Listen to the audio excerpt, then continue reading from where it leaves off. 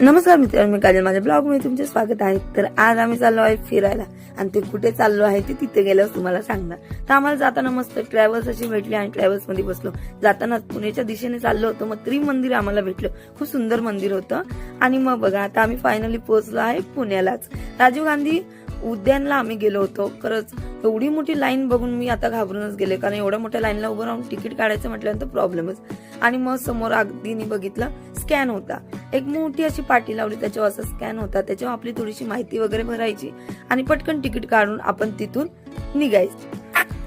आणि मस्त जाताना आतमध्ये हे मस्त कारंजाचं पाणी तोंडावर घ्यायचं आणि आतमध्ये जायचं, कारण आतमध्ये गेल्यानंतर एवढे मोठे साप आपल्याला समोर दिसतात। सगळे एकावर एक बसून बिचारे काय ते गप्पा मारत होते।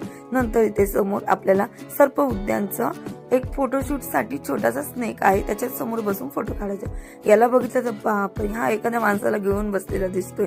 मोठा असा पायथन होता, याला बघून खरंच मी तर खूप घाबरले।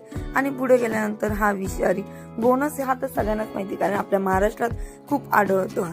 आणि पुढे गेल्यानंतर असा कलरफुल मध्ये मस्त टॉर्टाईज बसलेल्या होत्या, बिचारी शांत अशा झोपलेल्या होत्या। आणि पुढे आपल्याला समोर गेल्यानंतर धूळ नागिन दिसते। धूळ नागिन मला वाटलं धुळीत बसली असेल, पण इथं झाडावर बसलेली आहे। आणि हा बघा, हा कसला मोठा जाडा साप, बापरे, आणि तो पण ग्रीन कलर मध्ये, खूप डेंजर होता। आणि हा विषारी साप आहे। हे आम्ही यांच्या काही झोपेच्याच वेळेला आलो होतो की काय, सगळेजण झोपलेलेच होते। आणि हा बघा, हा तर आमची वाटच बघत होता की काय, हा काय झोपलेला नव्हता, बाकीचे प्राणी तरी झोपलेले होते। एवढा मोठा स्ट्रॉंग, आणि त्याचा चेहरा तो ना, हा म्हातारा झालेला होता पूर्णपणे, पण याच्यामध्ये ताकद आणि त्याचे पंजे बघून आहे ना खूप भीती वाटत होती।